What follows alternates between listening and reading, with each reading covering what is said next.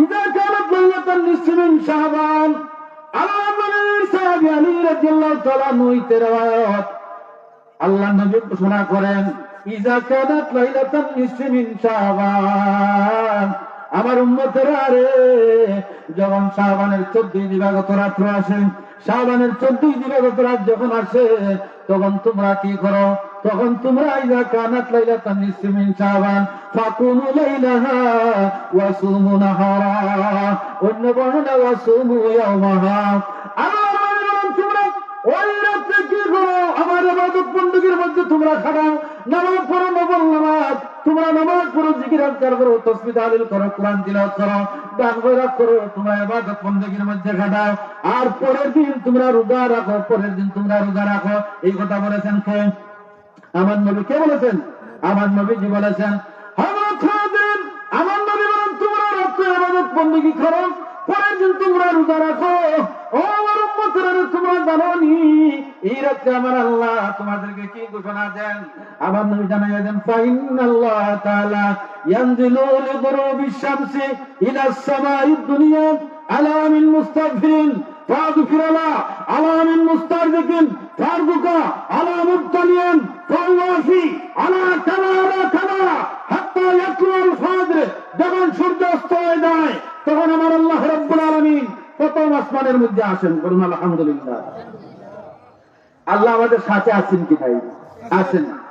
আল্লাহ প্রথম আসমানেও আসতে পারেন, আর উপরেও থাকতে পারেন, কিন্তু আল্লাহ আমাদের একেবারে নিকটে আছেন। আছেন কি নাই? আল্লাহ কোরআনে বলেছেন ওয়া নাহনু আকরাবু ইলাইহি মিন হাবলিল ওয়ারিদ। বান্দা, তোমার গর্দনের মধ্যে একটা শাহরগ আছে, এই শাহরগ যতটুকু নিকটে আমি আল্লাহ, তার চাইতে আরো বেশি নিকটে মওজুদ থাকে। বলুন সুবহানাল্লাহ। এর একটা গুরুত্ব বাড়াইতে গিয়ে আল্লাহ নবী বলেন আমার উম্মতেরা, এই রাত্রে আল্লাহ তোমাদের একেবারে নিকটে আসিয়া তোমাদেরকে ডাক দিতে থাকেন, এ আমার বান্দারা কে আসরে আলা মিন মুস্তাগফিরিন, কে আসরে তোমরা তোমার জীবনের গুনার জন্য মাফি চানেওয়ালা, যত গুনাহ করেছো, তুমি যদি হিংসা না করো, তুমি যদি শিরক না করো, তুমি যদি সুদের মতো জঘন্যতম অপরাধ না করো, আমি আল্লাহর কাছে তওবা করো, আমি আল্লাহর কাছে তোমরা তওবা করো, এই রাতে আমি তোমাদের গুনাহকে মাফ করে দিব। আলামিন মুস্তাগফিরিন। এরে বান্দা, তোমরা আমার কাছে রিজিকের জন্য প্রার্থনা করো, তোমরা আমার কাছে রিজিক চাও। আমাদের রিজিকের দরকার আছে কি নাই? জোরে বলুন, আছে কি নাই? আমরা তো মুখ পয়সাদের পিছনে রিজিকের জন্য দৌড়াদৌড়ি করি। লন্ডনী ভাই বিদেশ থেকে এসেছেন, উনার পিছনে আমরা দৌড়াদৌড়ি করি। অমুক ভাই তমুক ভাই দিলে আমরা খাইতাম, আর না খাওয়ার কোনো সুযোগ নাই। বান্দা, তোমার তো ছুটে গেছে।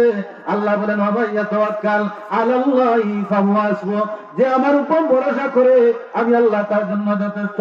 আর তাইলে বলেন গার তাওয়াক্কুল মিকুনি হর সুবিশান মেরি সানাদ রিজক তু আজলা মাকাম। গার তাওয়াক্কুল মিকুনি হর সুবিশান মেরি সানাদ রিজক তু আজলা মাকাম। বান্দা, তুমি যদি আমি আল্লাহর উপর ভরসা করে থাকতে পারো, তাহলে তুমি আমি আল্লাহর উপর ভরসা করে যদি তুমি চলতে পারো, তোমার রিজিক কেমন এক জায়গা থেকে চলে আসবে যা তুমি কখনো কল্পনা করতে পারো না। আমরা মানুষের পিছনে না চলে, আমরা রিজিকের পিছনে দৌড়াদৌড়ি না করে রিজিকের মালিকের পিছনে দৌড়াদৌড়ি করার দরকার আছে কি নাই? আমরা রিজিকের মালিক কে? জোরে বলুন, রিজিকের মালিক কে? হায়াতের মালিক কে? মৌতের মালিক কে? সব কিছুর মালিক কে? আল্লাহ। এজন্য আল্লাহর উপর আমাদের ভরসা রাখার দরকার আছে কি নাই? আল্লাহ রাব্বুল আলামিন বলেন রিজিকের জন্য পরিশ্রম তুমি না, তুমি শাবানের 14 দিনের রাতে তুমি রিজিকের জন্য আমার কাছে চাও, আমি আল্লাহ তোমাকে দিয়া দিব। রে আমার বান্দা, ওই রাতে যদি তুমি কোনো মুসিবত সম্মুখীন থাকো, বিপদ সম্মুখীন থাকো, অসুস্থ অবস্থায় যদি তুমি তা করে বান্দা, তাহলে তুমি আমার কাছে চাও, তোমার সমস্ত সমস্যা সমাধান করে দিব। অসুস্থ হলে আমি শিফা দান করে দিব। কোন মুসিবত সম্মুখীন থাকলে মুসিবতের জন্য দোয়া করো, তোমার মুসিবত আমি দূর করে দিব। আল্লাহ রাব্বুল আলামিন এই যে দোয়াগুলা, এই যে ডাক, এই ডাক সূর্য পশ্চিম আকাশের দিকে ডলে পড়ার পর থেকে লাগাইয়া একেবারে ফজর পর্যন্ত আলা কাযা আলা কাযা হাত্তা ইয়াতুলু আল ফাজর।